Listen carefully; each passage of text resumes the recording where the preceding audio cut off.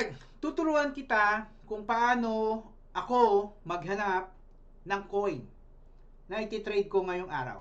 First, na ginagawa ko, pumupunta ako ng coinanalyze.net and then kiniklik ko lang to OI change percentage. Tapos, tinitignan ko kung sino yung may mataas na OI percentage. At kapag nakita ko na medyo nasa macro coin siya, tinitrade natin yan. So in this case, try nating pumili. Hop, hop, hop, hop. Isang page lang yan, hindi mo kailangang lumayo pa ng mga ibang page kasi maraming tong page, papayto ko sa'yo mamaya. Yan. Alright. So dito, wala tayong nakita. So OLATs. So hindi mo na kailangan pindutin yung number 2 dyan kasi sapat na yung first page. Now, kapag wala akong nakita dyan sa coinanalyze.net, ang next na gagawin ko ay pupunta ako sa CoinMarketCap. Sa CoinMarketCap, ang hahanapin ko naman dito is yung top market cap, obviously. So, pwede mo itong i-click para ma-arrange siya in terms of market cap. And then, kukuhanin natin dyan yung top. Well, yung nag-uumpisa ako, syempre overwhelming yung nagpag-chart. Especially kapag ikaw ay nag-uumpisa pa lang. Pero kung ikaw ay lagi ka naman nag-chart na, magiging sanay ka ng mag-chart. So, pwede mo nang i-level up yung sarili mo. So, pwede ka muna mag-start. Kunyari, baguhan ka, kakapasok mo lang sa trading, baguhan ka, pwede mo lang munang i-chart dyan para naman ma-stimulate. Ma-stimulate muna natin yung brain cells mo na nagcha-chart ka. Okay? I-stimulate muna natin. Stimulate, ano ba yun? Hindi ko lang parang nabanggit ko nang wala. Ibig sabihin nun, chart ka muna ng 10 for this week. Pagdating naman ng next week, gradually, add ka ng 5.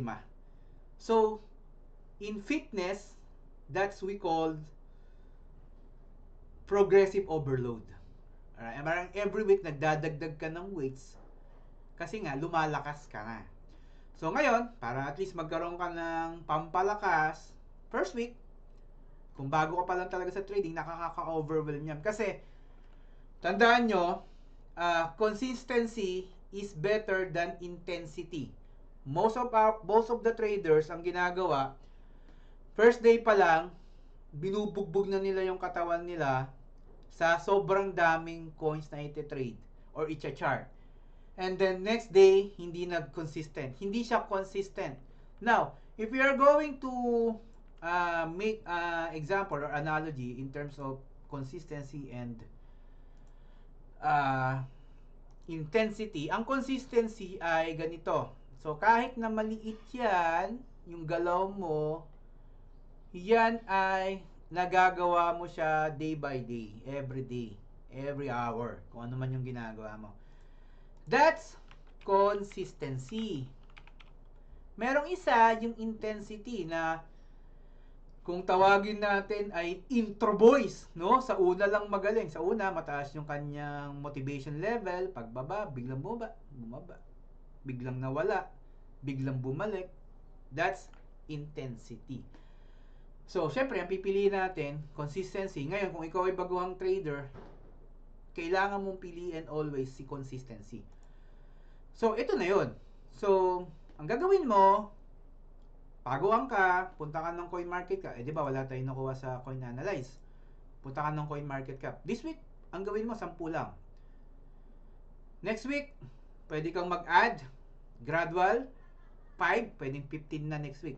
Next week, 20. Next week, 25. Next week, 30. Hanggang makuha mo yung, ako kasi, hanggang 40 na macro coins lang yung chart ko kasi ayoko nang ma-overwhelm sa sobrang dami ng coins. Kasi pag yung na-chart mo, hindi mo na alam kung sino yung uunahin mo sa kanila, na ang mangyayari, if you can relate to this, sa sobrang dami mong alam na dapat gawin, hindi mo na alam kung ano yung uunahin mo. Di ba? Type 1, kung nakaka-relate ka dun.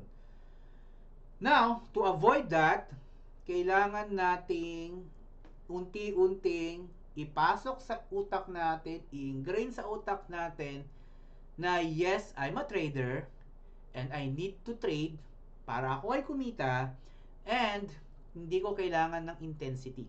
I need consistency. Yun nga yung tinatawag nating 1% everyday improvement in 100 days. That's 100%. Alright?